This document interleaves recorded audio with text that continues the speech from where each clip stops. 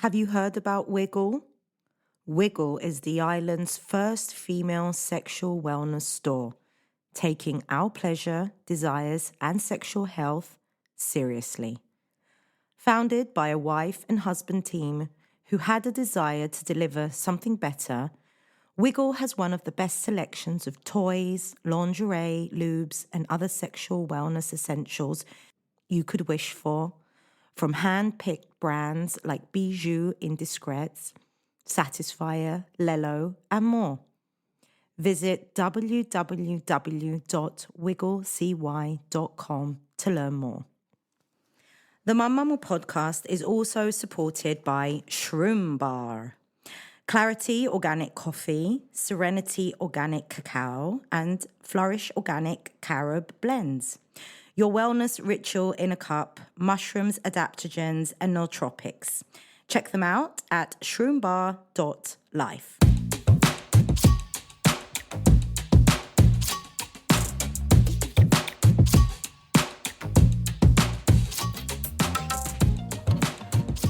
Okay, hello everyone.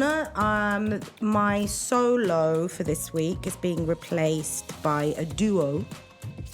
My good friend Costa is here. Welcome back. Thank you. For the millionth time. No, it's not the millionth time. I mean... Is it not? Well, you're not sick of me yet. Can you swing that microphone round? Towards me? Towards you. There you go. There you go. Okay. Do I sound better? Yeah, you do. No, I don't care if people are tired of you. I don't think they're tired of you. So far, so good. So far, so good. And also, you, I feel, are the only sort of like voice that can come into this chaos that is existing for me in my mind, and sort of like just calm things down a little bit and put them into specific order. I take that as a great compliment. It is a compliment, believe me, it is.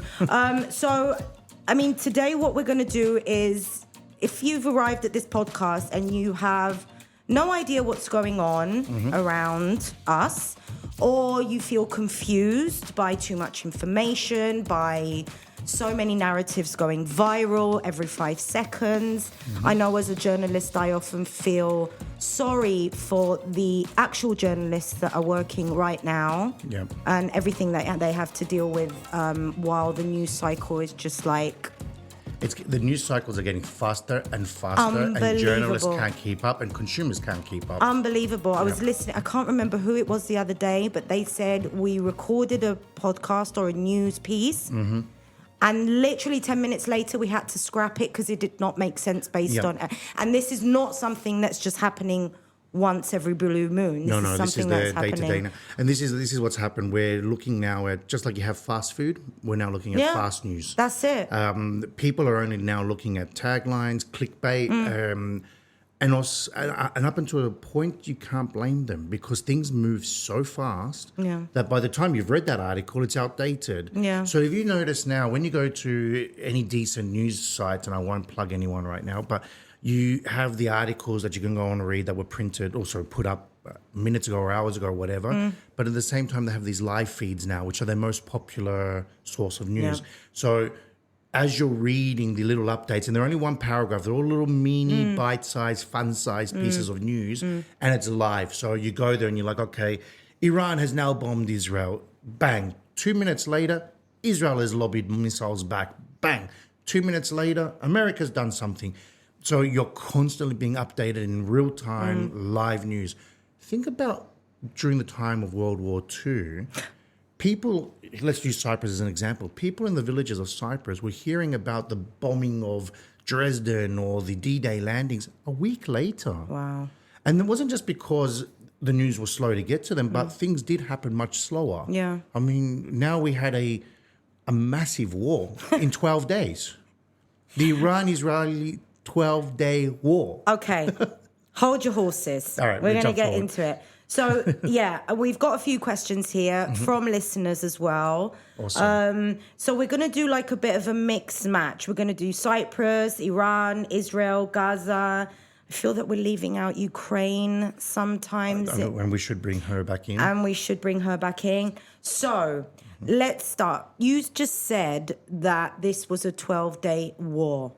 Was this actually, I mean, the meaning of the word war Has been redefined. has it? It has been, because some might say the turning point was September 11, 2001. For some of our listeners, that was before they were born, believe it or not. Oh, shut up. No one exists for me after that. I had a very awkward panel discussion recently where the person on the panel with me asked what September 11 was, and then when I told them, they said, "Oh, that was before I was born," and I felt incredibly old. And here we are, old biddies, with the images in our mind playing on the telly. Yeah. Yep. So now, September 11, I think, was kind of the modern day turning point where warfare changed. Yes, there were boots on the ground in Iraq afterwards and Afghanistan and whatnot. But as we saw, the very prompt withdrawal from Afghanistan under Biden's presidency, things have now gone to digital, and it's almost like remote working for warfare, warmongers. Okay. So I sit in the comfort of Washington or Tel Aviv or Moscow or whatever, and I just launch rockets, I launch missiles, drones. Satellites, digital hacking, cyber attacks, things like this. That's the way you do things now. I mean, if you remember about a month or two ago, the whole of Spain, the whole Iberian Peninsula blacked out. Yeah. I mean, they say that was just an accident or due to weather phenomenons, which I call rubbish, to be honest with you. I was saying on the day that has to have been a cyber attack that they've done a wonderful job of hiding. Wow. Because a whole peninsula, a whole country doesn't just black out because it was a little bit hot and a wire came down. That's rubbish. Yeah. But as you could see, it crippled an entire country. The economic damage that it did to that country, the harm it did to people that were on their way to hospitals or in the middle of operations or picking up kids. A friend of mine couldn't communicate with the kindergarten where her kids were. Her husband was somewhere else. They could not communicate. She couldn't get into her house because she's got one of those digital locks. Fuck. Yes. So, I mean, this is the way we do warfare today. It's not putting troops on the ground. Imagine, troops running along, shooting at innocent or the opposition. It's not like that anymore. No politician wants to send troops in to be killed. Having said that, we saw with Israel versus Palestine. Now, we always say Gaza, but it's Palestine. Okay? Now, they were launching rockets in, they were attacking from the sky, they were doing everything remotely, let's say. Eventually, they did put boots on the ground because they just weren't succeeding. That's very interesting. It says a lot about the Palestinian resistance. Okay. But Netanyahu was forced to put troops on the ground, and it's come at a cost, a huge cost. We don't know the numbers because they don't publish them, but we're talking, some news reports are saying thousands of Israeli troops are being killed. This hasn't happened in a long time in the region, to have troops on the ground being killed. So this is an exemption to the case. Okay. Yeah. The more old-fashioned style of war is more when you have your civil wars, like what's happening in Sudan, what's happening in other places. Like just recently we had Congo and Rwanda making a peace agreement, but that was a war on the ground with troops and things like that. But in our world, in our modern, I don't want to use the word Western, but in our northern world, we are fighting things very differently. It is via computers, via tech. Okay. Yeah, and it's also financial. It's with sanctions. I mean, look at the Russia-Ukraine war. I mean, Russia invades Ukraine physically. It was from the skies, but then they have boots on the ground now. It's a physical war. Yet, the outside world fights Russia with sanctions. It doesn't fight Russia with missiles and drones and bombs and troops. It fights it with sanctions and financial issues. And dare I say, probably reverse cybercrime, cyber attacks, I should say. So things have changed. It's 2025. We're looking at, the way the movies in the 90s used to show warfare. And it's happening now. Yeah. And it's depersonalized. So the person pressing the button doesn't see the victim on the ground. Yeah. This is one of the reasons why we have such horrific death tolls and hospitals being hit and schools, because they're not seeing it. They're not standing in front. I mean, I like to believe that any soldier, no matter where they're from, if they're standing in front of a bunch of kids, they're not going to shoot them up if they look at them in their eyes. I'm assuming. But when you're in a distance, you do, especially if they tell you that they're human shields or whatever. Yeah. Yeah. So that was good. Scary. Sorry, that was good. We've just jumped right into this. That was a really good explanation. So anyone listening that's still with us, what's going on? Okay, so I mean, without wanting to jump the gun, sorry for the expression, but and there's lots of in between that I could ask, and I am going to ask because I've got a bunch of questions here. But I just want to ask, is this war going to continue then? This war, when did it start? Oh, fuck knows. I think the answer and whether it will continue is if you know where it started.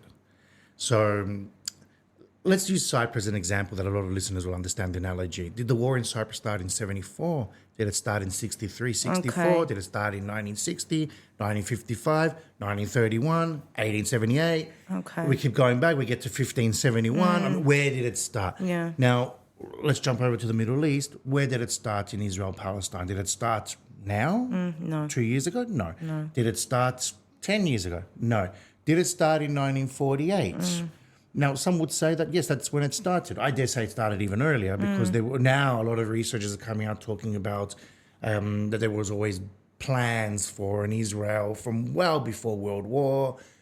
I mean, again, it's up for academic debate. Okay. Now, moving forward, where does it end? Does it end the day that we sign on to a two-state solution with the 1967 boundaries between Israel and Palestine? I don't think so. I don't think it ends there. I mean, I would love to say that tomorrow they sign a peace agreement, Palestine exists within the 1967 boundaries, Israel exists as well. It's not going to end there. There will continue to be violence and skirmishes between the two. What happens to the Palestinians or the so-called Arab Israelis? What happens to those living on the Israeli side of the border? Do they get evicted or do they stay there? Do they continue their demand for liberation? What happens? Yes, I was going to say the latest that I've been able to find is that Israel has agreed to finalize a 60-day ceasefire with Egypt and Qatar delivering a final proposal to Hamas. But yeah, even if that happens, what happens to aid getting into Gaza? What happens to the hostages? Because we often forget that there are still Israeli hostages in Gaza. I will correct you on that we forget because the international media tends to remind us on a daily basis about the hostages. Okay. Which is not wrong. It's not wrong because even if there's one hostage, it is still one human life with rights. Yeah. Okay? But on the other hand, or not on the other hand, at the same time, you have tens of thousands of dead. You have tens of thousands of injured. I'm not sure the figures, but I dare say at least thousands missing. Stuck under the rubble. And then hundreds of thousands suffering with hunger, malnutrition, illnesses, lack of medical aid, lack of food, lack of shelter. I mean, they went through winter. They're now going through summer. It's inhumane. No, indeed. And it's inhumane both ways. I mean, we can't let Hamas off the hook here. We always forget we shouldn't always just pick a side. Now, I'm going to come under a lot of criticism for saying that, Israeli citizens or Israeli hostages have a right as well. Of course they do. Everyone has a right to human life and human dignity and protection and health and wealth and whatnot. So a hostage is a victim. Yeah. As part of a ceasefire agreement, and the previous ceasefire agreements have failed miserably because they lasted for a little while, then fell apart again. Hamas, part of the ceasefire agreement now is that Hamas has to totally disband. Okay, let's say they disband. Then what? Suddenly Israel says, okay, Hamas has disbanded, we withdraw, and suddenly billions of tons of aid just suddenly rolls into Gaza and everything's okay. But how do they even know that Hamas will disband? And what will that look like? Okay, People very good walking question. out and putting their guns down? I mean, how? Why? Okay, this is a damn good question because before October 7, 2023, every inch of aid, food, product entering Gaza was screened by Israeli authorities. Okay. And yet somehow, after the 7th of October 2023, over 3,000 rockets were launched from Gaza by Hamas into Israel. How did that happen? How did Hamas, who has been under control, under observation, under embargo, with Gaza being under siege for so many, 17 years, okay? How did they manage to get 3,000 rockets up, fired, and over the border into Israel, okay? who says that tomorrow Hamas is going to step down and indeed legitimately vanish? Is Israel going to demand to continue an occupation of Gaza so they can monitor tunnel building, they can monitor restructuring? I don't think Israel is going to pull out of Gaza now and say, okay, back to as you were, because what did they achieve? Hamas will be reborn from the ashes. Okay, so I was going to say, so if we go based on the narrative that Hamas was born out of reaction to the occupation, to the apartheid, with Israel still being there, staying there, you've done nothing. Exactly. You end up with Hamas Vita. Hamas Vita. And why wouldn't you? What would make the Palestinians in Gaza and the West Bank and elsewhere, what would make them say, okay, it's over now, let's be, or maybe not even friends, but let's just be neighbors again? What? How? Yeah. When their cities have been obliterated, when they've had so much dead and dying around them, so much suffering, and even after a ceasefire, and even after the end of the conflict, the rebuilding efforts, the restructuring efforts, how are they going to move on in peace and prosperity? Yeah. I mean, I just can't see it. And I mean, this is where I'm concerned for the Israeli citizens as well, who are going to have to live next to this tinderbox again. Yeah. I mean, if I was an Israeli citizen, I would be concerned that, we've absolutely obliterated them. We're still doing what we're doing in the West Bank with settlements and encroachments and all this. Oh my God, that's just So how do I know that I am safe with my neighbor, the Palestinian, who is incredibly upset with me?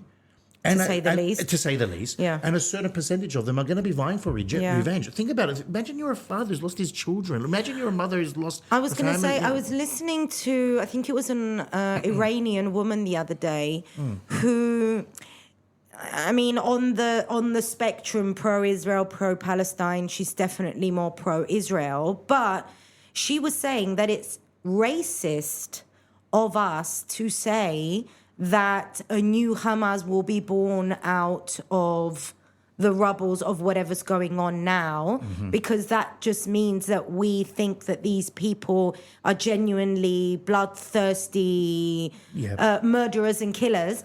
And, you know, as someone who is living in Cyprus, a Cypriot, we have a kind of that narrative, and it's not based on racism, it's based on trauma. We have been traumatized. That's why you still walk around and you hear about Turks being bad people and whoever lives over there is a monster and we want to get rid of them. And it's got nothing to do with racism. It's war trauma. It's also facts on the ground. It's also facts on the ground. Now, a lot of people don't like to hear this, but Greek Cypriots, as traumatized as they are and as much of a victim as they were, okay, they are living relatively comfortably. Yeah. Okay, they have international recognition, international statehood, international trade, GDP is great.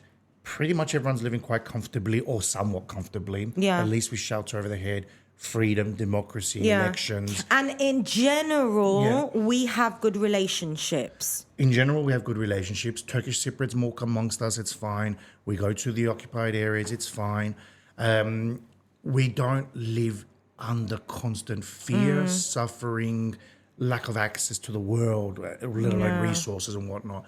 So is that the reason why Greek Cypriots aren't creating a local version of Hamas? Perhaps. Perhaps this is what's been brilliant about Turkish diplomacy all these years, that they didn't allow this to happen because they've let us in, I don't want to use the word let us in peace, south of the Green Line, but in some way we're not threatened visibly, tangibly by Turkey. It is there. Don't get me wrong, it is there. Of course. But it's not a day. Like where we're sitting right now, we're only 100 meters away from the Green Line, but I don't feel like I'm going to step out of this building and be shot at. Yeah. Okay. Now let's go over to Palestine. There is a difference there. There is a tension, there is a fear, there is a constant, and not just between them and the Israelis, but even within the community with the certain factions rising up and whatnot. You know, why do we not have, okay, if we're talking about Arabs in general, and with this woman that you mentioned, that was a really good point about why are we being racist, saying that they're going to rise up and be terrorists again. Why do we not see a Hamas rising up in the United Arab Emirates or in Oman or in Qatar? Why are we not seeing it there? Yeah. Because people are moving on and living quite well. United Arab Emirates is a majority foreign population, yet you don't see the indigenous Emiratis killing and maiming Indians and whatever that are living amongst them. I mean, I'm really simplifying things. Don't get me wrong, there are issues there. But, why is it that the Palestinians are rising up and fighting back? Is it fight? So you see, I just did that without even meaning it. I just said fighting back. I didn't say terrorism. Yeah, there you go. I mean, I'm pretty confident that if they had a sustainable, secure, legitimate state that was democratic and free, that was internationally recognized, that it was based on whether it's the 1967 boundaries or whether it's more or less whatever, if there was some amicable agreement, I'm sure that the violence would subside quite a bit. There will be, for some time, feelings of revenge and anger and hate. Whether we like it or not, that's going to be there. I mean, I'm sorry, but this happens after a conflict of this scale. Exactly, of this scale. Exactly. I mean, like the magnitude of it is just... And, often I think... Did we know that it would be... Could we foresee that it would be... there would be such destruction? There would be so many dead people, so many dead kids. No, I don't think at the beginning anyone thought it was going to go this long. Because if you remember at the beginning, when Israel started hitting back, a lot of the international community said, go for it. Yeah, you have every right. Yeah, you have every right to defend. You have every right for this, that, and that. But it has to be measured and proportionate. The word was proportionate. I think we can comfortably say that it has not been proportionate. The first month or two, maybe we could have said it's proportionate, but even then we were like, ooh. I mean, it was October 7, and in late November or December, I had written an article for a newspaper talking about the 1,000 or so dead. Wow. How could I possibly imagine then that we would have reached 2 years later nearly with 50,000 plus dead? Yeah. I mean, this is mind-boggling. It is. This is a huge figure. It's a huge figure per capita. This is insane. It is. It's mind-boggling. And that narrative that's been playing since October of 23, like, look at what's happening. What are you going to say to your kids? What did you do at that time? Yeah. It keeps playing and playing in my head. I'm like, literally, we're sitting, not that I feel that I can do much. I've often said, much to the dislike of many of my lefty friends, that I don't think that boycotts work or anything like that works. I mean, I feel helpless in this story. And even just doing a few posts or a podcast, again, I feel that I'm just like not. I think you're right. Many people are feeling this. We all feel helpless, especially because it's totally digestible. As in, like, we see it every day. We see the images. We see the videos. I'm seeing dead kids, and I'm looking at them. I'm like, is that a rag doll? Is that fake? What am I seeing? My brain can't process it, Costa. No, you're right. And psychologically, we do tend to defend ourselves by becoming protect immune. ourselves. We protect ourselves by getting immunity, let's say, from like these images. Look, the thing is as well, we often come under fire when we try to say both sides need to talk, both sides need dialogue, both sides need to compromise. When somebody will say, oh, but look what's happening in Gaza. How can they possibly be equated to Israel? Yeah. There is truth to that. On the other hand, whether we like it or not, whether it's legal or not, whether it's moral or not, whether the laws, whatever, don't shoot the messenger here. But Israel is there. Yeah. It's not going anywhere. Yeah. I can't see any possible circumstance where Israel would vanish. And I'm not saying I want that or not want that. I'm just saying the facts here. Realistically, you're talking about millions of people. I'm talking about realistically, that is still humans on the ground. Now, I'm not talking about why those humans are worth more than others. I'm not talking about any of that. I'm just talking about the fact that Israel, whether we like it or not, is going to exist. Has a right to exist, has a right to defend itself, and all the jargon you hear, okay? Why can't we find a formula that Israel signs up to as well? This is the important part, where to secure the Israeli civilians, the leadership, Mr. Netanyahu and friends, or whoever replaces him, have to come out and say, right, enough bloodshed, enough fear, enough conflict, enough suffering. We're drawing some lines. Let's sit together in a Crans-Montana style setting, and we draw the lines, and we end this once and for all. Now, is it possible? Difficult. Because you'd be asking the Palestinians to make huge compromises. You'll be making Palestinians have to acknowledge that Israel exists and has the right to exist, and that's an anathema for so many of them, and understandably. I mean, there is the pain and suffering of 1948, the Nakba and all that. Yeah. It's totally understandable. On the other hand, it's either you continue this path until eventually you vanish from the face of the planet. Yeah. Nobody wants that. Or you make this compromise, as painful as it is, and save some children's lives. Now, it's easy for me in the comfort of Cyprus and the comfort of my luxury life that I'm living to say this. But it's a hard reality that we have to start discussing. And it's not a popular way of thinking. It's not. And going back to what you said about the both sides, I feel a lot of the time that I'm looking at words being written, words being spoken about Israel and Israelis. And I don't like it. I don't like it because it's mean. Because it's mean. There's something wrong with the way that we're framing this. And it gets to the point where it can become confusing for, as you said, a privileged person who's just sitting here talking about it. I'm reading about people being proud anti-Zionists. Not that I know a lot about Zionism, but they're equating it to Nazism. Look, this is people, considering that here in Cyprus we live right next door to the Levant, we're part of the Levant, okay? The fact that we're in the Levant and next to the mainland of it, our absolute ignorance to the demographics of the area, the religions of the area, the history of the area and the peoples is mind-boggling. We can't differentiate between a Jew, Judaism, Zionism, Jewishness, Israelis, non-Jewish Israelis. When you say we can't, who is that? Because I definitely can't. No, I'm talking about most people. I mean, like most people, when they refer to Israel and they talk about the Jews. Yeah. We should be calling the Israelis, not the Jews. We don't talk about Cyprus and talk about the Orthodox. We talk about the Cypriots. We don't talk about Italy and say the Catholics. We say the Italians. Okay, so, with my little non-political mind, that's exactly what I feel. Yeah. Why are we referring to these people under a religious...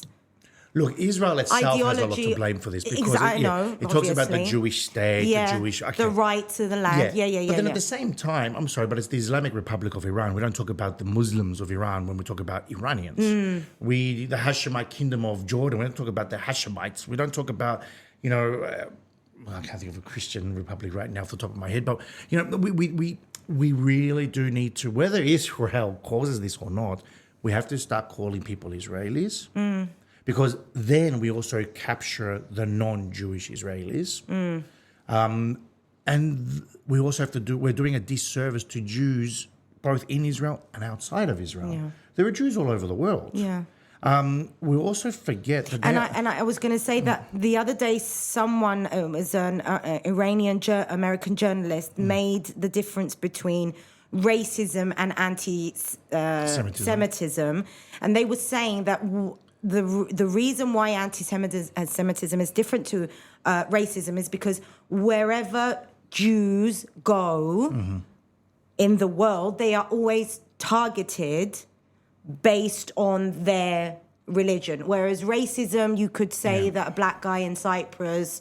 do you see what I mean? Yeah. Does that make some sense? There is some truth to that because the fact of the matter is, now people are going to say, the cause of themselves or whatever. I don't agree with this. Jews have historically had a tough time, as have Yazidis, have a lot of other minorities. We got to remember that Jews are only 0.2 of the world's religious population. No. 0.2, not even 1%. Yeah. 1/5%. Okay, they are Really? I didn't know that. Okay. 0.2 of the world's population. I think, don't quote me now, but I think they are 20 million around the whole world. Okay. 20 million. And I think half of them are pretty much in the States. The other half are in Israel, with the difference, let's say, in Europe. Okay. I mean, they are a very small population globally. Now, they're quite a well-known population. They're quite a popular. They're quite a powerful population. I mean, look, they're very successful in their trades. They're very successful in politics, in cinema. I mean, they've done quite well for themselves, considering. I mean, if you think about the Holocaust, 11 million of them were wiped out. I mean, this was one of the world's greatest crimes ever. I mean, yeah. And it was also a limit for all of us. There was that really... It took 11 million dead Jews for us to end it, you know. Yeah. Before that, we had the genocide, so the first Holocaust of the 20th century, which was the Armenian genocide, okay? Yeah. Since then, we've had the Rwandan genocide, we've had the Cambodian genocide, we've had one genocide after the other. So we call the Holocaust because it is a very specific, it identifies not just the Jews, by the way, anyone killed by the Nazis. That includes Roma people, gays, Jehovah's Witnesses, Poles, you name it. But the Holocaust, or the genocide of the Jews, if we're going to focus just on the Jews, yes, it was a genocide. Yeah. Yes, no one's going to deny this. Yeah. It was horrific. It was unfair. It was criminal. It's evil, pure evil. Yeah. Okay? This has been a cornerstone of the identity of today's Israel. The survivors, very similar to the identity of Armenia, the survivors of the genocide there. There is the concept of post-victimization, as in, we're survivors, we're growing. Look at the phrase that the Israelis always say, that Israel lives. Israel Yishaim, I think it's how they say it. Okay. It's understandable. Yeah.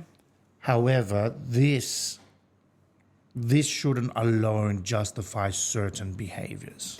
Not only not justify, it should also not be used as a way to not be able to criticize.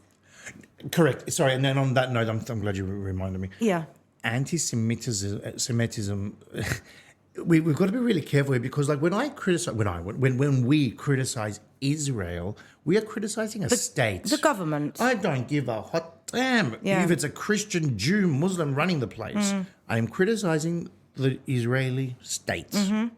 Just like if I criticize Meloni in Italy, that's not make me anti-Catholic. Yeah. Okay? When I criticize Christodoulidis, this does not make me anti-Orthodox. Okay. Okay. So where did we miss this very clear point? I think it's because political marketing has achieved anything that's anti-Israeli being labeled as anti-Semitic. Look, I must admit, it's not often. I mean, I'll give credit to the Israeli ambassador in Cyprus, where he came out recently. Stefanos Vagel came out talking about the Israelis buying property in Cyprus. It's one of my questions. Okay. Thank you. Keep going with that. Yeah. He raised the concern that, they're creating ghettos. Now, I am not against international people coming into Cyprus, buying property, creating schools, building churches, synagogues, mosques, whatever they want to build. You're not? I'm not against that. Okay. I am against ghettoization. Which is? When you create a community that's either gated or exclusive, that excludes other people, or, for example, I'm going to totally make this up now. We pick a neighborhood. I'm going to use Nicosia because it's clearly not the case. Let's say Lacha. I go and buy 1,000 houses in Lacha, 1,000 Israeli families move into Lacha. We put an Israeli school there. We put a few Israeli synagogues. And the locals, whether they're Greek Cypriots or other ethnicities, are no longer allowed into this area. Or they can't stop them, but they're hostile to them and they push them out. Now, I'm categorically clear here. I'm not saying that that's what's happening. To be honest, I'm not privy to this. I know that there are a lot of Israelis buying property in Cyprus. Okay? And that there is a school being built. And there is a school being built. And by all means, build a school. I mean, there are Russian schools. I was going to say that I found, just a small parenthesis here. Apparently in Israel, the school system is divided based on religion and political values and ideologies. So in certain school systems, kids are being taught different history, different ideologies. Is that true? There is some truth there. I'm not. Look, I don't want to put my hand on the fire and confirm 100% the details because I'm not. I think I heard it from an Israeli. Yeah, there is. I have heard things like that, and then there's things like. So I just wanted to add that to what you said. And then there's other layers of communities as well. Like you got the kibbutzes and you've got the ultra-Orthodox Jews that don't do the army and things like that. Yeah. Like there are layers. Look, and within Israel there are layers of racism as well. For example, Russian Jews are less respected and treated worse than white European Jews. Okay. But the Russians are treated better than Ethiopian, Black, and Indian Jews. Okay. Yeah. So there's a levels. There's a lot of issues going on in Israel. But coming back, Let's go back to the The Israeli ambassador called out Stefano and said, "Listen, this is anti-Semitic rhetoric." To a point, he's right. Where if you condemn Israeli purchasers or Israeli schools or Israeli synagogues, this is not right. Because why can't Bulgarians or the English, hello, we have the English school, we have English Anglican churches, that's all okay, but they don't create ghettos. Now, I'm not saying that the Israelis are creating ghettos, just really need to be clear about this. I have no evidence. And I think that we also need, and by the way, I haven't heard Stefano's speech, I heard clips and I've read stuff, but I forgot what I was going to say now. Keep going. Sorry. Look, Stefano may have made the mistake by saying ghettos. Sorry. I was going to say, the word ghetto in the mind of a Cypriot means something very different. Yeah, exactly. But to be honest with you, a ghetto is a ghetto. A ghetto is an area not under the effective control of the Republic of Cyprus. Yeah, fine. Okay. And I get that. He's got every right to raise concern about that, but not just for Israelis. This has to apply to the Russians. It has to apply to the... So, question. Yeah. Why weren't the Russians mentioned? Am I putting you in a difficult position now? Not at all. Because it's something that you may say, Eleni, Kalimera, you just woke up and realized this, but... There is a narrative missing about the Russians in Cyprus. And because having done so much work on sex education in Cyprus and all these various groups that are coming out and trying to fight sex education in schools, I've discovered that there's a lot of Russian infiltration into this specific area of schools and education. And I'm wondering why we aren't giving it the attention because people... The same attention that we should be giving to the grabbing of land by Israelis, if you want to put it that way. Look, I think the reason for that is that for the longest time, the Greek Cypriots have felt of Russia as an ally. Because of the religion. Not just the religion, because of the common Orthodox religion, but... also because they have felt that Russia has always had Cyprus back when it comes to the United Nations Security Council and things like that. Now, this is a whole other topic, which I would love to jump into on another day because I could go on for hours. Okay. But they've always felt of Russia as an ally. And it wasn't until the current crisis in Ukraine, the invasion of Ukraine, even in 2014 when they took Crimea, the Cypriots didn't react. It was the current invasion where... in our bid to be more European Union-centric, to be more Western, we've gone gung-ho against Russian acts in Ukraine. However, it's given us a dilemma locally where we're all of a sudden like, these Russian allies and friends that we've been welcoming to Cyprus for decades, suddenly now we have to look at them through a different light. And no one wants to touch that hot potato. No one wants to say, is there Russian ghettos? I don't think there's Russian ghettos per se. Some people are like, every menu in Singapore, in Limassol, every menu in Limassol is written in Russian. It's also written in English. And there's a lot of German menus as well. There's nothing wrong with that. But they build Russian churches. Okay. That's okay. If you have Russian legitimate residents, they want to build a church, let them build a church. But Costa, I'm going to push back on this because no, there isn't a lot of German. There isn't a lot of Turkish. There isn't a lot of Arabic. But who's your clientele? What I see is Greek, English, Russian. And I'm going to go back to my sex education area of expertise and say that on the 2 marches that these people did against sex education and for the church, you clearly saw, and even the press release came out in Greek, English, and Russian. No, you're right. There has been a bit... There's a lot of the Russian population is huge. I mean, some people talk about 20-25% of Limassol being Russian. This is huge. And also, apparently, correct me if I'm true, that a lot of the illegal immigrants that Elam is going on and on about, and now I see that Alma is doing, or not Alma, one of the pages that supports Alma is doing the same. The majority of illegal immigrants and visas that have expired are from Russians and Brits. Yeah. Well, and Israelis, is that right? Have I got my information right? This is, well, because Australians are lumped into this as well. So, are they? Yeah. Look, this is a stain on the Republic of Cyprus's administration because they have failed miserably, absolutely, categorically, incredibly miserably have failed at processing inbound and outbound passengers at our ports, airports and whatnot.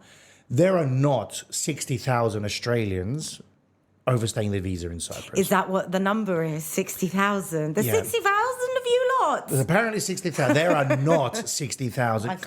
I cannot express this enough. Okay? Highly unlikely. Where did that number come from then? Well, because basically a lot of people come in on one passport, maybe leave on another, maybe leave via the north, and I have to be really honest here, it is very difficult to get information from the Republic, from migration and customs and whatnot, on the numbers of people coming in and out.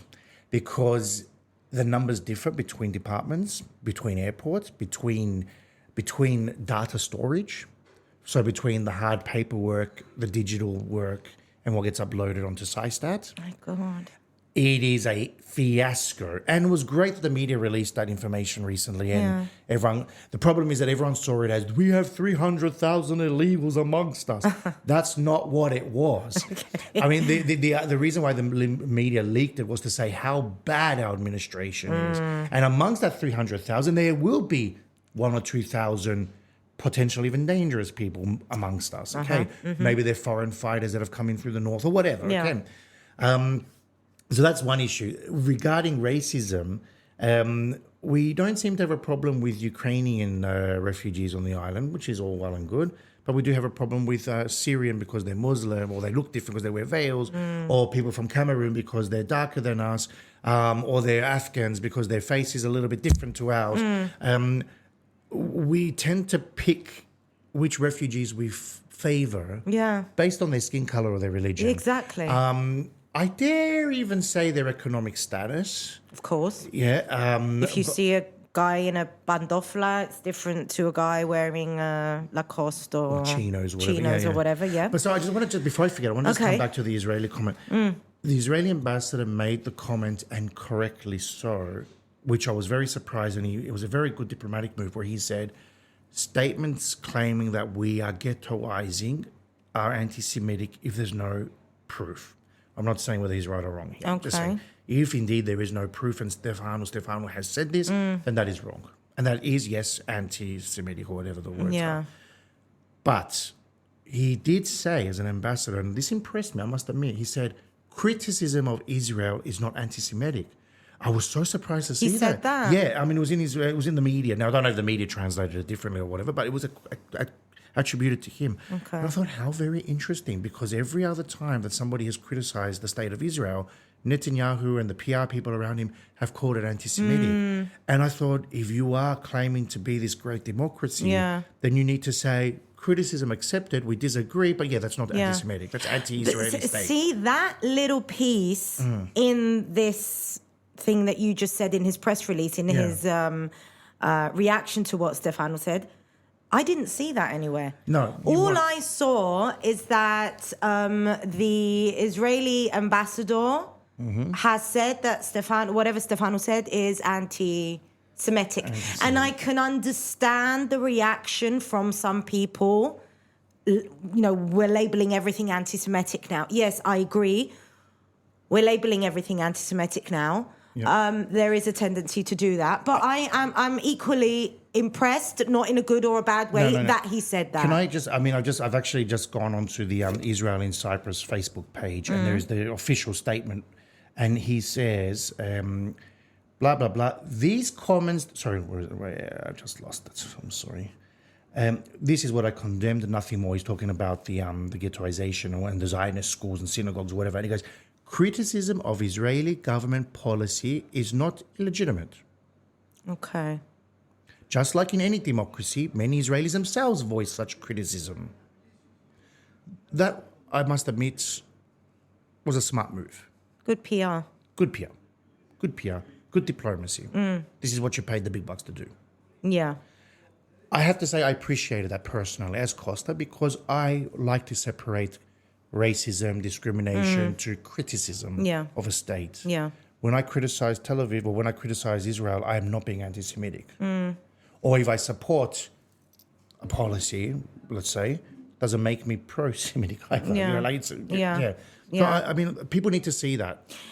People do need to see that. And that this is just evident of what you need to do. When you see a narrative going viral, just do yourself a favor and look into it. It will literally take you 5 minutes, not longer. As many people in 2020 would say, do your research. Do your research. Yeah, exactly. You need to, and it's not hard to do your research anymore. You just, just now, you saw, we're doing a podcast, we're recording on the mobile there. I went to a source that I trusted would be there, and there it was. And there it was. You know, it's not hard to find information. Exactly. Okay, so let's try and cover a bit of Iran as well, because I'm pushed on time. Just noticed, because we can go on and on and on. So, does Iran have WMDs? No. Weapons of mass destruction. Okay. And I think no one's claiming legitimately that they do. The claim was that they are going to. No one? Well, when I say no one, as in like... You mean apart from Netanyahu, who's been banging on for the last 30 years? But no, my question is, apart from the fact that do they have them or not, who has them, who doesn't, and why do some countries get away with it? Why is it, and also answer me the question, does Israel have them? Because I've heard that Israel has them. Why is it okay for some to have them and some not? Is this pure racism? We don't want the mullahs and the brown people and the anti-Christian people to have weapons of mass destruction. Could quite possibly. I want to, just for the record, we need to note that there are nuclear weapons in other parts of the Middle East other than Israel. There are some in Incirlik, in Turkey. I think it's in Incirlik. You know, American nuclear weapons that are sitting idle. There are some, I believe, in the Gulf. That's one thing. Okay. That's one. We'll just put that to the side for a second, because they can come and go at a moment's notice, in theory. Israel, according to pretty much everyone, has nuclear weapons, but Israel has never confirmed They've never confirmed it. Now, why not? Well, one of the greatest ways to defend your country is to have plausible deniability and the threat of possible nuclear defense or offense. Okay. Now, maybe they don't have. If they don't have, the mere fact that we think they have is enough as having one. Okay. I mean, the US and Russia have never lobbied missiles with nuclear heads at each other, okay? No. The mere fact that they have them prevents them from doing that. Okay. So with Israel, the mere fact that they may have them is enough to not really go gung-ho crazy invading them or something like that. Is there no, I don't know, why isn't Israel forced, I don't know, by international law or whatever, to say that they have them or not? Why are they allowed to get away with saying... It's a very good question. We're not going to tell you. It's a very good question. And I mean, from what I've heard from others, they say things like, well, you know, Israel needs to defend itself against a very hostile neighborhood. Fine, say you have them then. Correct. I agree with you. Like, you should say you have them. On the other hand, why should you have them and no one else have them? Okay, so we go back to my question. Yeah, so if no one has them, then you don't need to have them. So, which is the ideal scenario. So, like, I mean, the political party that I'm affiliated with has basically said there should be a denuclearization in the entire Middle East, not just Iran. Mm-hmm.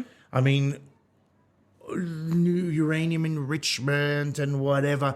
I mean, whatever Iran is doing as a state has somewhat of a right to do. And when I say somewhat of a right, if you're creating nuclear weapons to attack a neighbor, then that's not okay. If you're creating nuclear programs to create energy to run your state, that's a different story. Now, whether Iran liked it or not, whatever they had or didn't have was vaporized recently, okay? Was it? Wow. You don't know that. I personally don't know that. Are you basing that off what Trump said? I'm basing that off what Trump and... I've got a juicy question for you on Trump later. It's from a listener. Look, the fact that Israel attacked Iran whilst at the same time attacked southern Lebanon, whilst at the same time was infiltrating and attacking communities. I think they were in 5 different... West Bank, Gaza, Lebanon, Iran, and Syria. Yes, 5. On 5 fronts. Yeah. And yet were able to hold their ground somewhat. Iranian missiles did come through the Iron Dome and hit the ground. There was pain inflicted on Israel. Yeah. There but was that's damage. because I read that the Iron Dome is specifically made to stop certain attacks I agree. and certain attacks. Yeah, but it wouldn't let one through to land in downtown Israel, downtown Tel Aviv, unless you wanted to. Okay. All right. Yeah, so that's another question. Okay. But no, Iran, I have to say, a little part of me has kind of grown a little bit of respect for Iran, as much as I'm not a fan of the regime that runs the place. I was quite surprised last year at this time and this year that when they lobbied over their missiles, it was proportionate. It was in response to the attack on them. 10 missiles from Israel went over there, 10 came back. 20 missiles went over there, 20 came back. Last year, it's kind of like a public knowledge thing that even the coordinates of these missile launches were given to the Americans to give to the Israelis. So this is what we've launched. This is what we're targeting. Get prepared to knock them out of the sky. Because neither party... And they were prepared for the Iraq on the American base as well. The last one, yeah. Now, they are not... Iran is not interested in full-scale war with anyone. Someone might say, though, that is because Iran that actually does not have the military power that you think it does. No, I disagree. I think it does have the military power. I mean, the numbers are there. The equipment is there. It's not Iraq. I mean, Iraq was not a walk in the park for the Americans and others. Iran will be even worse. And it's much more mountainous. I mean, Iraq's flat. Yeah, I heard about the areas surrounding so Iran will make Afghanistan look like a picnic. No one, in all seriousness, wants to go into Iran and have a proper war. At the same time, Iran doesn't want that either. I don't think Iran has got dibs on territorial expansions and things like that. Okay. So what is Iran's objective then here? Iran's objective is, the regime's objective is to stay in power. Sorry, yeah, the regime, you're right. To stay in power and continue running the Islamic Republic of Iran. I do honestly believe that if the regime was replaced with a democratic government, I think that would be the last of this Iranian Hezbollah funding, Hamas funding, Islamification pushing state. Okay. Yeah.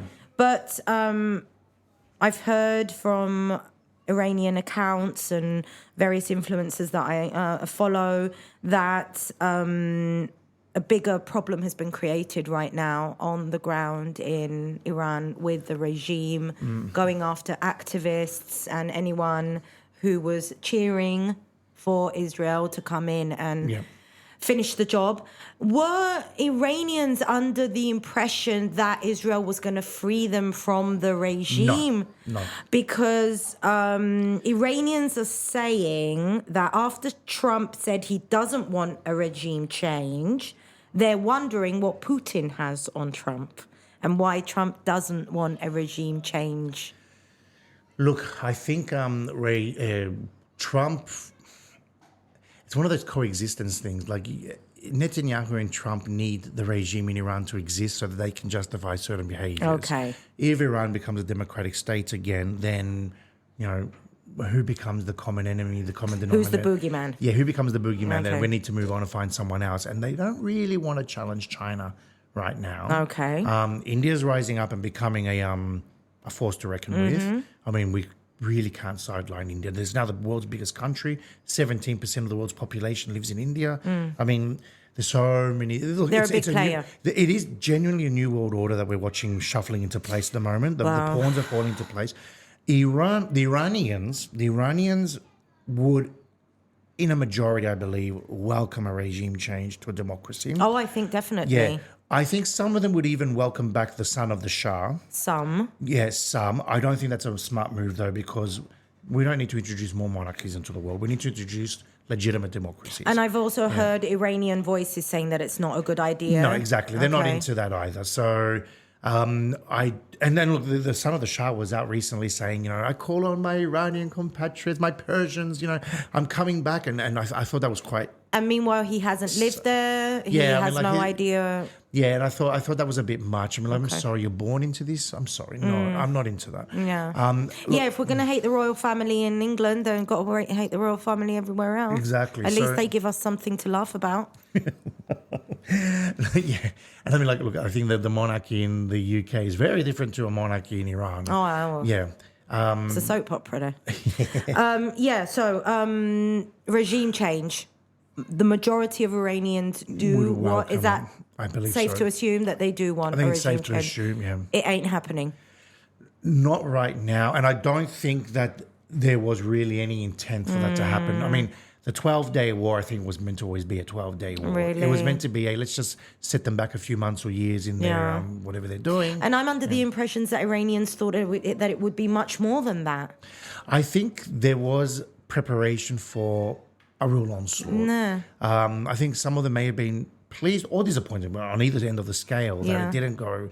I mean, no one wants conflict. No one wants bombs falling on them. But then on the other hand, people do want a regime change. Yeah. So they're kind of like a rock stuck in a hard place. On that note, by the way, we did mention that we're going to bring in Ukraine here. Yeah. Because we are all forgetting Ukraine at the moment. Now, whatever the situation was in Ukraine before before the Russian invasion, things weren't great in Donetsk and Luhansk. The Ukrainians have a lot to answer for. We have to be honest about this. However, much like Cyprus, the reaction was an overreaction. You don't come in and cut off chunks of the country, bomb things flat, and do what you do as Russia's doing, okay? You can come in with a peace force or do whatever you need to do and then withdraw eventually when things are stabilized. It is very much a 1974 Cyprus going on there. The thing that we say, the Ukrainians can say that as well. Now, the difference, though, is that Ukraine has big friends. It's got the European Union, it's got the States. Under Trump, things are a bit different. Right now, literally, by the time this podcast is released, it's probably going to be old news and irrelevant, but they're holding back on defense. Oh, yeah, I heard that today. You're right. They're holding back on defense assets. And why? Why are you holding back on defense assets? Has Trump and his cronies decided that, you know what, wherever the Russians are now, done. I mean, does that end the war? Does that end the suffering? Does that legitimize the conflict? I don't know. But Ukraine is suffering. It continues to suffering. But unlike others in the world, lucky for them, they do have some good friends. Yeah. Some powerful friends. Yeah. I'd love to get into the whole EU, NATO, and EU army and all that, but we don't have time. So can I just make one comment? What on earth was those messages from Rutte, the NATO chief, to Trump, sucking up and bragging about the 5% threshold that he's got all the countries to agree to? I mean, it was almost like, yes, sir, yes, master. It was so embarrassing. I know. So embarrassing. And on the other hand, I thought to myself, you idiot. You sent Trump a text message? Are you serious? Have you not met him? Have you not seen his PR? Unless you wanted that message to get out. Okay. All right. So I love that you just said that because I've got a question from a listener here who said, you, Costa, had said Trump wouldn't manage to do much harm. Where though? In our podcast episode where we recorded immediately after he won okay. That he wouldn't be able to do much harm. Okay, I stand to be corrected. He's done a lot of harm. Do you still believe that? So I think what we saw, and I would really love hope, to end this podcast I really hope I'm not wrong Trump this one. And did you see this coming? How much does his role playing in this matter, in this whole situation? I think Trump himself, I think he let the bull out of the cage and lost control. I mean, you saw him when he was walking to his helicopter the other day when he said, the Israelis and the Iranians have been fighting for so And long. they don't know what the fuck they're doing. You know, and you could tell that was a genuine. He was angry. That was genuine. That was one of the few moments where Trump looked genuine. Yeah. Okay. Yeah. I think that he the cat got out of the bag and he was herding wet cats by that stage. Okay. So I think he was struggling. I think Trump is not interested in major wars. I think he doesn't mind selling products to Ukraine. I don't think he minds, giving China a little bit of a run for its money and whatever. I don't think he's thrilled to bits with the amount of the billions that they're giving Israel. I don't think anyone in their right mind is happy to be spending that kind of money. I don't think he really wanted Iran to happen to that level. I think Netanyahu dictated the terms there. So I think Trump had no choice, and that's why it took him so long to jump in. And I think jumping in was a way of saying to Iran, look at us, we're willing to jump in, step back. And Iran did. But it was literally one day saying we're not going to do anything, and the next day, oh, by the way, we're launching... Yeah, and look, I think they'll make missiles. the policy was being made up on the spot. Okay. Now, I do stand corrected. I did believe that Trump wouldn't cause or at least support such conflicts and violence. I like to say now, and I really hope I'm not wrong, that Ozdame, this is as far as we're going to go in Trump violence, Trump, internationally, international. No, in America. In America, he's dissolving America. Yeah. That we know. Yeah.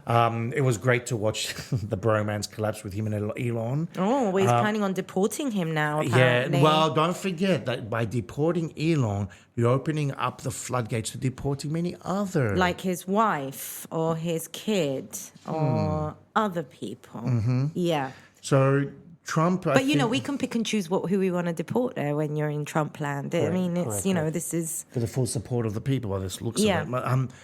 I think Trump... Look, don't forget that Trump was nominated for a Nobel Peace Prize by Pakistan. I mean, I'm sorry, but when Pakistan nominates you for a peace prize, you know something's wrong. Yeah. Okay.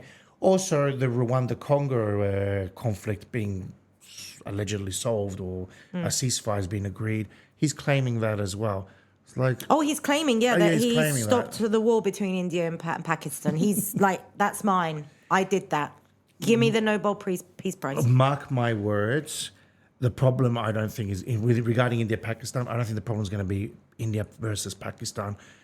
From what I saw in India when I was there a couple months ago, India is teetering on internal violence. Really? The Muslim population, and we're talking, I can't remember the percentages now, but they're in the hundreds of millions. Okay. They are ghettoizing through no choice of their own. There is movement of people. There is Hindu nationalism that's off the clock. With Modi is fully fueling that. Obviously, yeah. There are mosques being turned into Hindu temples without the permission of the Islamic communities. It's getting ugly. And we spoke to Muslims in India, and they were talking about their fears and their concerns. They don't want to migrate to Pakistan or Bangladesh like they did 100 years ago. They're not interested in that. They want a united India, a multicultural India, a multi-religious India. Hindu nationalism, however, which is what keeps Modi alive, doesn't look like it's going to go away anytime soon. I really do fear about serious violence within India. Does Modi have an opposition? No. There is no opposition? No. Which is the main problem that we see repeated throughout many countries. Around the world. Yeah. Who's the alternative? Who's the alternative to Erdogan? Who's the alternative to Netanyahu? Who's the alternative to Putin? In China. With India, it's just on a final note as well. There was a lot of Erdoganism happening, with Gandhi's face being replaced by Modi's and statues of Gandhi being replaced by generals from the British upheaval and things like that. So there is change happening in India. Like I said, when 1 in 5 people on planet Earth are in India or in the diaspora, this is not a place you want to erupt anytime soon. So we have to watch that and take that very seriously. It's a huge source of potential refugees. It's a huge source of potential resources being lost. It will be a global ricochet effect. So watch that space. And where does China come into all this? I think China's having a great time at the moment, observing everything. I mean, I think China still I heard that from another journalist the other day. China still has dibs on Taiwan. It's still watching Taiwan closely. Yeah. I think they're watching how everything's panning out to see, if we were to go for Taiwan, how would the world react? The jury's out. I'm out on that. I don't know how the world will react to a Taiwan invasion, or even maybe a peace agreement. Who knows? But I think China is happy with its status quo. It's happy with what it's doing in the South China Sea. It's running the show there. Not much is really being pushed back against them. I think China's probably the luckiest country on earth right now in its positioning. They're having the last laugh. They indeed are. Okay. All right. Can I have a little, because I'm going to put it in the show notes, just a little comment on the Christodoulidis interview with the Rest is Politics. For those of you who don't know, I thought I discovered Dindashinobitan yesterday. Apologies to whoever doesn't speak Greek. You won't get that. When I found that our president had sat down for an interview in the presidential palace with the Alistair Campbell. I can't believe that Alistair Campbell was in Cyprus. And we didn't get him in the studio. Alistair Campbell, if you're listening to this, we want you. So they did a little interview yesterday. It was a bit of like a general interview, but there were some little gems in that. There were little jabs and nuggets here and there. Yeah. So what is the overall impression that you got based on this interview? Let's not go into other areas. Okay. On Christodoulidis and what he said about being a small country in the most dangerous region in the world right now. I think that's how the interview was framed. The man is a brilliant communicator. He's a career diplomat. Yeah. Now, I've been saying to people he's doing excellent diplomacy. He's doing amazing work in that regard, and he's able to sell ice to an Eskimo and whatnot. He tells people what they want to hear and whatnot. I've been corrected by a few people saying, no, it's not diplomacy, it's PR. To be honest with you, diplomacy and PR are one and the same. Okay. So they are right and so am I. Mm-hmm. He tactfully avoided directly answering some of the really pointed questions, such as, do you respect international law or not? Mm-hmm. He basically summarized saying, you can pick and choose, which I thought was very brave / silly, considering how we're a country that relies on international law for our Cyprus problem arguments. Yeah, and you're literally giving this interview in English to one of the biggest podcasts. Yes. In the Western sphere. He was... I liked what he said about the British bases in the sense that he said kind of like, we have a love-hate relationship with the British. I thought that was very clever because basically he gave it to them, but at the same time remain friendly. Yeah. And that's fine. And the British can take banter. He avoided the Netanyahu / Israel question. And it was brilliant the way he did it. Now, but he didn't avoid it though. And when it came into Iran, and he was asked, "Is he doing this to distract from what he's doing in Gaza?" Correct, yeah. And Christodoulidis was like, "No, I'm sure he's not. That's not it." Yeah, he was very sure about that. Yeah, no, I thought that was. Which was a bit weird.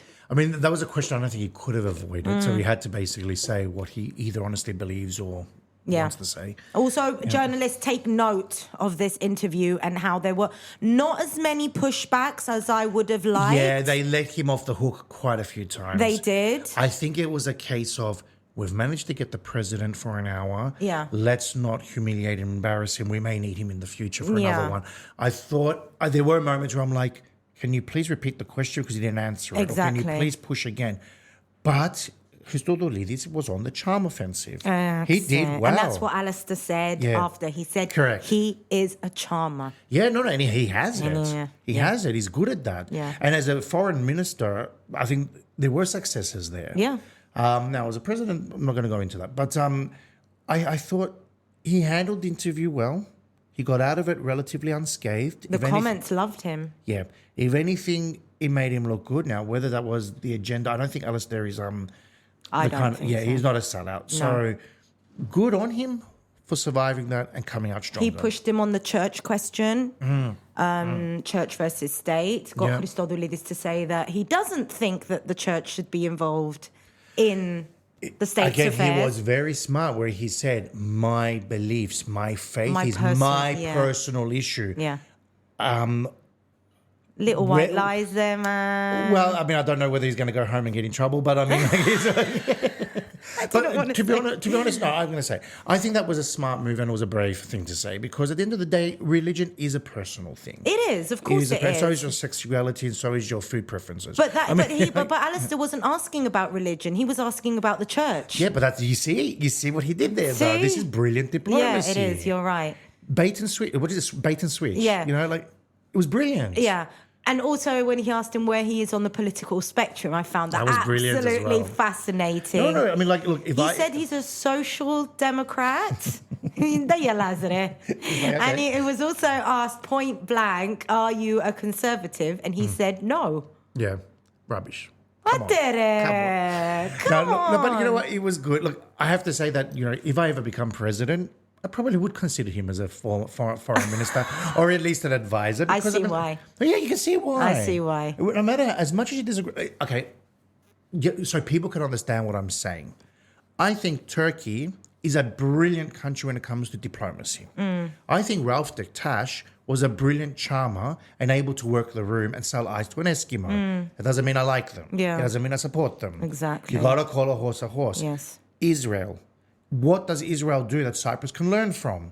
Maybe we don't want to we don't like Israel or whatever the case is, but there are things to learn from them. I mean, it's basic international relations, it's basic politics, it's realpolitik, it's sutzu, it's all these different people. They say, look at your enemy, look at your friend, look at your neighbors. What are they doing? Yeah. Learn from them. Yeah. You know?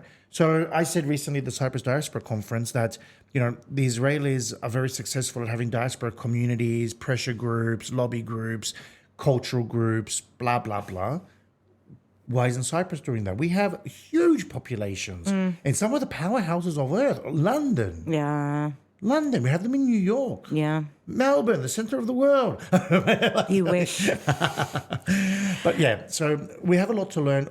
Don't delete and ignore your enemies. Watch them. The famous phrase, keep your friends close, your enemies closer. Exactly. Yeah. Thank you. My pleasure. I absolutely enjoy my time with you. Thank you so much for coming and sorting things for me so I can put them in little boxes and either put them away in the back of my brain or open them up and discover more. I'm hoping that I will see you once we get back in September, October, November and onwards, because we have the parliamentary elections coming up. You didn't mention it earlier. I will mention it. You are part of the political council, the committee of Volt. I believe in Volt. I would love to see what you guys will be doing closer to the election. So hopefully you'll be able to come back after the summer with some other folks. With some more nuggets and some more friends. Some more nuggets. And I mean, we said earlier that I'd love to bring more people. I think that what's important to note here is that we can't be extremities. We can't be the far right. We can't be the far left. We need to be able to bridge communities, political parties, cultures. We need to be moderate. Moderation is key. We need to be fair. We need to listen to all voices. I like to believe myself as an extreme centrist. Okay. So I like that. Yeah, and I love calling myself that because there are times that I'm called a far leftist and there's times I'm called a conservative far right winger.